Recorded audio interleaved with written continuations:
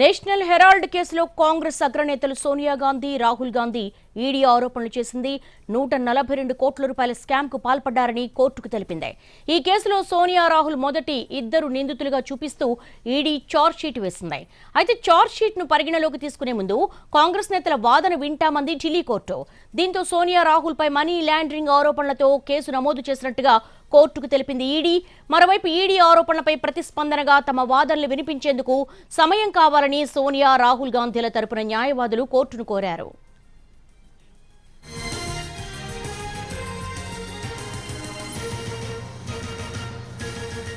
National Herald కేసులో Congress అగ్రనేతలు Sonia Gandhi, Rahul గాంధీపై ED ఆరోపణలు చేసింది. 142 కోట్ల రూపాయల స్కామ్ కు పాల్పడ్డారని కోర్టుకు తెలిపింది.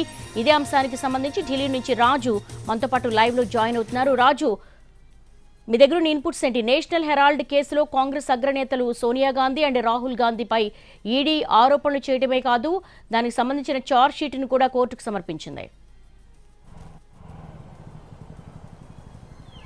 ఎస్ దేవి, నిజంగా చెప్పాలంటే నేషనల్ హెరాల్డ్ కేసుకు సంబంధించినటువంటి వ్యవహారంలో ఈడీ సోనియా గాంధీ, రాహుల్ గాంధీల పైన సంచలన ఆరోపణలే చేసిందని చెప్పుకోవచ్చు. ఎందుకంటే గతంలోనే ఎప్పుడైతే ఈ నేషనల్ హెరాల్డ్ కేసుకు సంబంధించి సోనియా గాంధీ, రాహుల్ గాంధీలతో పాటు కాంగ్రెస్లో ఉన్నటువంటి ముఖ్య నేతలందరినీ కూడా ఈడీ పలుసార్లు నోటీసులు ఇచ్చి పిలిచి విచారణ జరిపింది. సో అంతకుముందే నేషనల్ హెరాల్డ్ సంబంధించినటువంటి ఆస్తులన్నీ కూడా ఈడీ జప్తు చేసింది. అయితే తాజాగా ఎప్పుడైతే ఈడీ దాఖలు చేసినటువంటి ఛార్జ్ షీట్లో పలు కీలక అంశాలను పేర్కొనడమే కాకుండా రౌజెవెన్యూ కోర్టులో ఉన్నటువంటి స్పెషల్ కోర్టు ముందు ఈరోజు ఈ ఛార్జ్ షీట్ అంటే ఈడీ వేసినటువంటి ఛార్జ్ షీట్ను పరిగణలోకి తీసుకోవాలా వద్దా అనే అంశంలో జరుగుతున్నటువంటి వాదనలు. సో దానికి సంబంధించి ఈడీ పలు కీలక అంశాలను కోర్టు ముందు చెప్పింది. ఏదైతే నేషనల్ హెరాల్డ్కి సంబంధించి ఆ తర్వాత అసోసియేట్ జర్నల్ లిమిటెడ్ అనేది వ్యవహారంలోకి వచ్చింది. కానీ యంగ్ ఇండియా కంపెనీ ద్వారా పెద్ద ఎత్తున ఇక్కడ మోసం అనేది జరిగింది.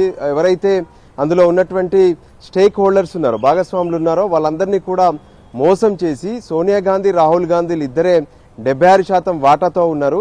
సో 142 కోట్ల ధనాన్ని మొత్తం కూడా వాళ్ళే ఉపయోగించుకున్నారు. అంతేకాదు మిగతా ఎవరైతే స్టేక్ హోల్డర్స్ కూడా మోసం చేయడమే కాకుండా ఏవైతే ఆస్తుల ద్వారా వచ్చినటువంటి ఆదాయాన్ని సైతం వాళ్లే తీసుకున్నారనేటువంటి విషయాన్ని స్పష్టం చేశారు.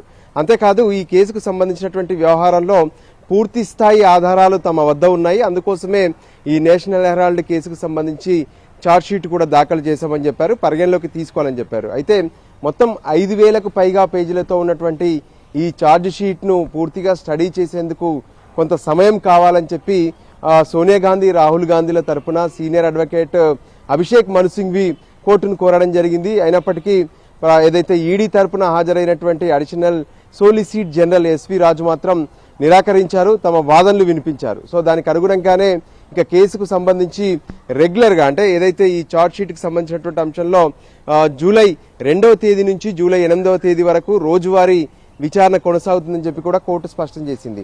సో ఈ నేపథ్యంలో ఒకవైపు అంటే రౌజెవెన్యూ కోర్టులో దీనికి సంబంధించినటువంటి విచారణ జరుగుతున్నప్పటికీ కూడా న్యాయపరంగా ఈ కేసుల నుంచి బయటకు వచ్చేందుకు కావచ్చు, లేదంటే ఒకవైపు ఇప్పటికే కాంగ్రెస్ స్పష్టం చేసింది అంటే కావాలనే కక్షపూరితంగా ప్రధానమంత్రి నరేంద్ర మోడీతో పాటు కేంద్ర ప్రభుత్వం మొత్తం కూడా ఈ నేషనల్ హెరాల్డ్ కేసును ఎక్స్పోజ్ చేసినటువంటి పరిస్థితి కనిపిస్తుంది అనే విషయాన్ని కూడా స్పష్టం చేశారు. దానికి అనుగుణంగానే హైకోర్టు, సుప్రీంకోర్టులను కూడా ఆశ్రయించే ఆలోచనలో అటు సోనియా గాంధీ, రాహుల్ గాంధీలు ఆలోచిస్తున్నటువంటి పరిస్థితి కనిపిస్తుంది. All right Raju, thanks for the live updates.